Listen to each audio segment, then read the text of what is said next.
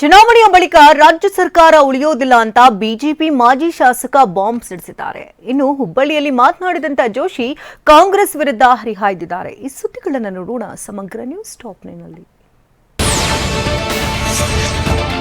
ಗದಗದಲ್ಲಿ ಬಿಜೆಪಿಯ ಮಾಜಿ ಶಾಸಕ ಎಎಸ್ ಪಾಟೀಲ್ ನಡಹಳ್ಳಿ ಮಾತನಾಡಿ, ಲೋಕಸಭೆ ಚುನಾವಣೆ ನಂತರ ರಾಜ್ಯದಲ್ಲಿ ಕಾಂಗ್ರೆಸ್ ಅಧಿಕಾರದಲ್ಲಿ ಇರಲ್ಲ ಅಂತ ಬಾಂಬ್ ಹಾಕಿದ್ದಾರೆ. ಡಿಕೆ ಶಿವಕುಮಾರ್ ಮುಖ್ಯಮಂತ್ರಿ ಆಗಬೇಕು ಅಂತ ಹಾತೊರಿತಾ ಇದ್ದಾರೆ.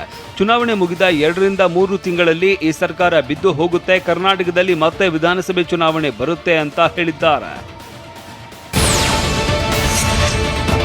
ದಾವಣಗೆರೆ ಬಿಜೆಪಿಯ ಮಾಜಿ ಜಿಲ್ಲಾ ಪಂಚಾಯಿತಿ ಸದಸ್ಯ ವಾಗೀಶ್ ಸ್ವಾಮಿ ಕಾಂಗ್ರೆಸ್ ಸೇರ್ಪಡೆಯಾಗಿದ್ದಾರೆ. ಸಚಿವ ಮಲ್ಲಿಕಾರ್ಜುನ ಖರ್ಗೆ ಅವರ ದಾವಣಗೆರೆ ನಿವಾಸದಲ್ಲಿ ಕಾಂಗ್ರೆಸ್ಗೆ ಸೇರ್ಪಡೆಯಾಗಿದ್ದು ಕೈಗೆ ಬಲ ಬಂದಂತಾಗಿದೆ. ಯಾಕಂದ್ರೆ ಕಳೆದ ವಿಧಾನಸಭಾ ಚುನಾವಣೆಯಲ್ಲಿ ಮಾಯಗೊಂಡ ಕ್ಷೇತ್ರದಿಂದ ಪಕ್ಷೇತರ ಅಭ್ಯರ್ಥಿಯಾಗಿ ವಾಗೀಶ್ ಸ್ವಾಮಿ ಪತ್ನಿ ಪುಷ್ಪಾ ಸ್ಪರ್ಧಿಸಿದ್ರು.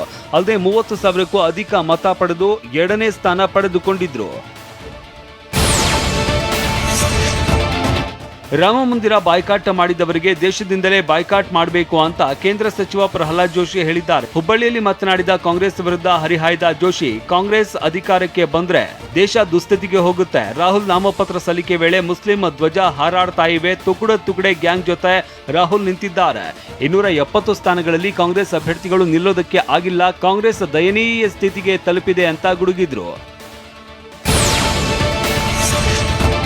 ಏನೇ ತಿಪ್ಪರ್ಲಾಗ ಹಾಕಿದ್ರು ಧಾರವಾಡದಲ್ಲಿ ಪ್ರಹ್ಲಾದ್ ಜೋಶಿ ಗೆಲ್ತಾರೆ ಅಂತ ಶಾಸಕ ಅರವಿಂದ್ ಬೆಲ್ಲದ್ ಹೇಳಿದ್ದಾರೆ. ಹುಬ್ಬಳ್ಳಿಯಲ್ಲಿ ಮಾತನಾಡಿದ ಅವರು, ದಿಂಗಾಲೇಶ್ವರ ಶ್ರೀಗೆ ಕಾಂಗ್ರೆಸ್ ಬಾಹ್ಯ ಬೆಂಬಲವಾದರೂ ಕೊಡಲಿ, ನೇರವಾಗಿ ಆದರೂ ಬೆಂಬಲ ಕೊಡಲಿ, ಅದು ಅವರಿಗೆ ಬಿಟ್ಟ ವಿಚಾರ ಅಂತ ಹೇಳಿದ್ರು.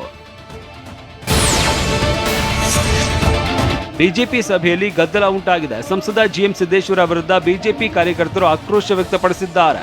ಹೊನ್ನಾಳಿ ಬಿಜೆಪಿ ಘಟಕದಲ್ಲಿ ರೇಣುಕಾಚಾರ್ಯ ತಮ್ಮ ನಾಯಕ ಅವರನ್ನ ಹೊರಗಿಟ್ಟು ಇನ್ಮುಂದೆ ಟೀಮ್ ಕಟ್ಟೋದಕ್ಕೆ ಹೊರಟಿದ್ದೀರಿ. ಸಭೆಯಲ್ಲಿ ಎಂಪಿ ರೇಣುಕಾಚಾರ್ಯಗೆ ಅವಮಾನಿಸಿದ್ದಾರೆ ಅಂತ ಸಂಸದ ಸಿದ್ದೇಶ್ವರ ಬಿಜೆಪಿ ಅಭ್ಯರ್ಥಿ ಗಾಯತ್ರಿ ಸಮ್ಮುಖದಲ್ಲಿ ಗದ್ದಲ ಉಂಟಾಗಿತ್ತು.